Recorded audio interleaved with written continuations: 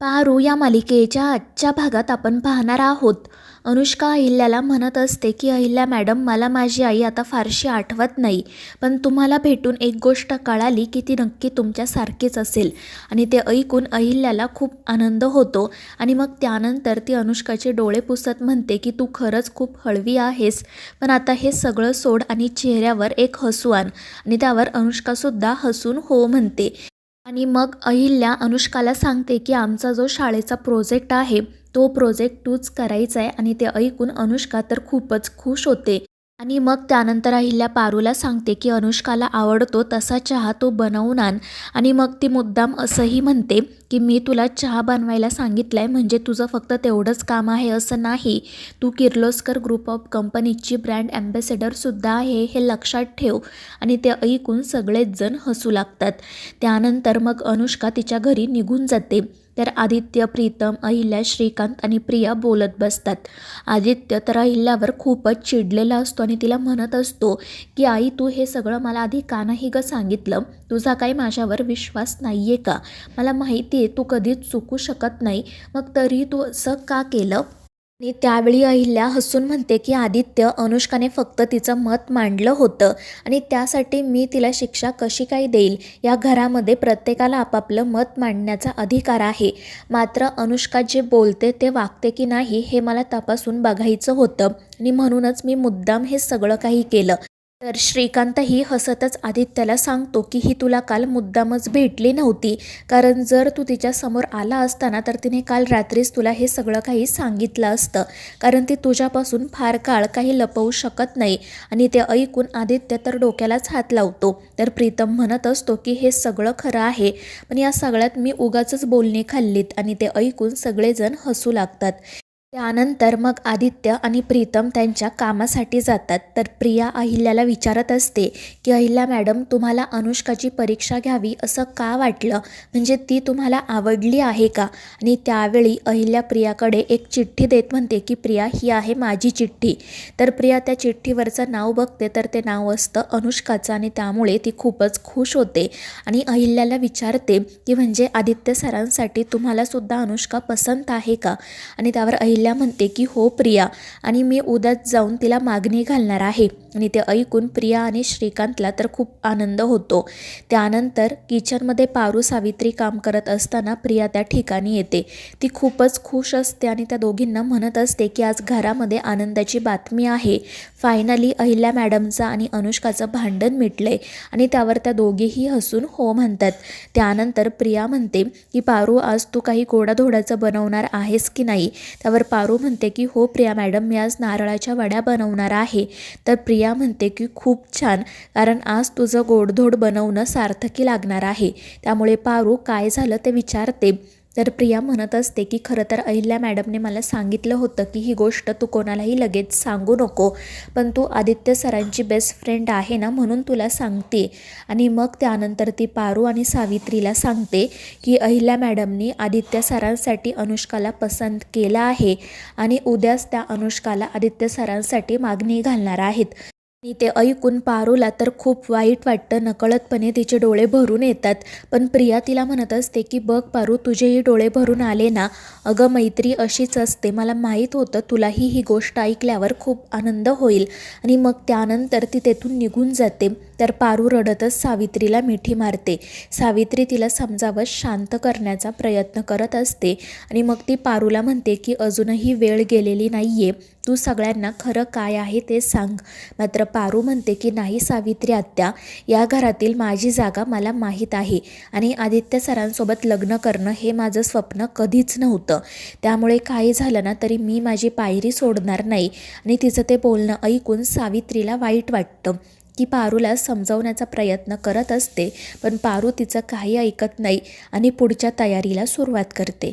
त्यानंतर दुसऱ्या दिवशी सकाळी अहिल्या आणि श्रीकांत आदित्य आणि अनुष्काच्या लग्नाबद्दल बोलत असतात. अहिल्या म्हणत असते की खरं तर अनुष्का मला पसंत आहे, पण ती आदित्यसाठी योग्य आहे की नाही तेच मला कळत नाही आहे. आणि मला असं वाटतं की आपण दोघांनी त्या दोघांच्या नात्यात पडायला नको. जी चूक त्या दिशाच्या आणि हरीशच्या वेळी झाली ती चूक आत्ता घडायला नको. आणि त्यावर श्रीकांतही हो म्हणतो.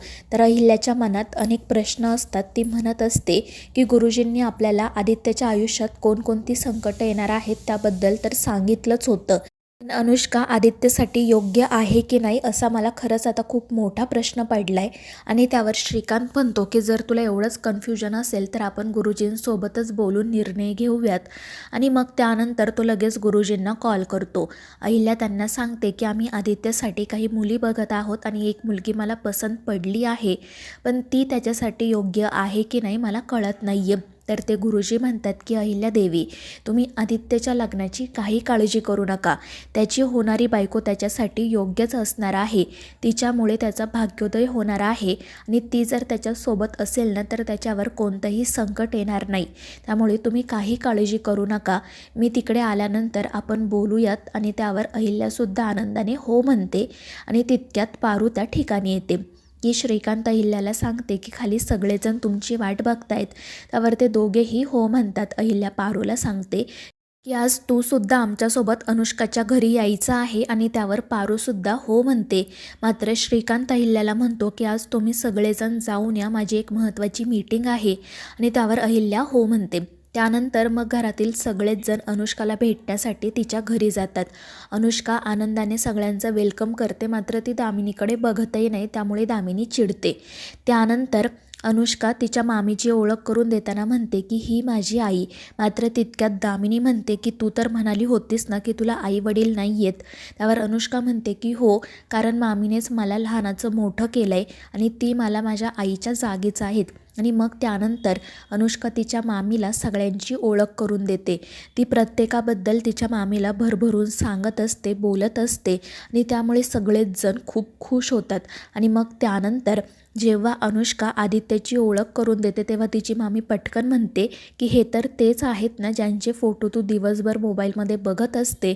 आणि ते ऐकून सगळ्यांनाच आश्चर्य वाटतं.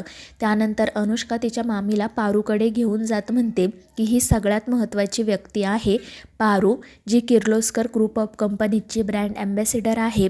त्यावर तिची मामी म्हणते की हो, हिला कोण ओळखत नाही, मी हिचे होर्डिंग्ज बघितले आहेत. त्यामुळे पारूसुद्धा खूप खुश होते. आणि मग त्यानंतर ते सगळेजण घरात जातात. तर प्रिया अहिल्याला म्हणत असते की अनुष्कांना खरंच खूप गुणी मुलगी आहे. आणि ते ऐकून अहिल्यासुद्धा खुश होते. त्यानंतर जेव्हा सगळेजण घरात येतात तेव्हा पारूसुद्धा त्यांच्यासोबतच असते. मात्र दामिनी तिला म्हणते की तू इथे काही मीटिंगमध्ये बोलणार आहेस का? नाही ना, मग जा घरातलं एखादं काम शोध आणि ते कर. पण अहिल्या म्हणते की दामिनी, हे काय आपलं घर आहे का? पण दामिनी काही ऐकत नाही आणि ती पारूला तेथून बाहेर जायला सांगते.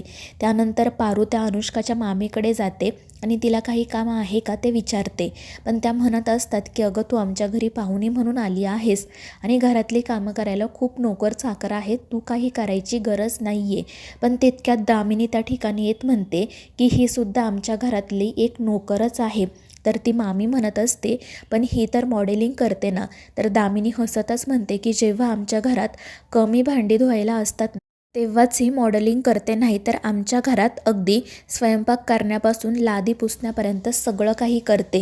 आणि तिचं असं बोलणं ऐकून पारूला वाईट वाटतं आणि मग त्यानंतर ती मुद्दाम तिथेच झाडांना पाणी घालत बसते. दुसरीकडे अनुष्का सगळ्यांसाठी चहा घेऊन येते आणि मग सगळ्यांना सांगते की आता आपण मीटिंगला सुरुवात करूयात. आणि त्यावर ते सगळेच जण हो म्हणत मीटिंगला सुरुवात करतात. प्रिया आणि अहिल्या त्यांच्या त्या शाळेबद्दलच्या सगळ्या अपेक्षा अनुष्काला सांगतात. तर अनुष्का विचारत असते की ही शाळा तुम्ही कोणाच्या नावावर सुरू करणार आहात? आणि त्यावर अहिल्या सांगते माझ्या दादाच्या म्हणजेच प्रियाच्या वडिलांच्या साया दादाच्या नावावर आणि ते ऐकून अनुष्का तर खूपच खुश होते. ती म्हणत असते की मी त्यांच्याबद्दल खूप काही ऐकलं आहे, मला त्यांना भेटायला खूप आवडेल. आणि त्यावर प्रिया म्हणते की काही हरकत नाही, मी लवकरच तुमची भेट घालून देईल. तर अहिल्या अनुष्काला म्हणत असते की अनुष्का, या प्रोजेक्टसाठी तुझं जे मानधन असेल ना ते तू आम्हाला स्पष्टपणे सांग, आपण सगळ्या गोष्टी कायदेशीरपणे करूयात. मात्र ते ऐकून अनुष्का म्हणते की नाही अहिल्या मॅडम, जर असं असेल तर मला हा प्रोजेक्ट करायचाच नाही.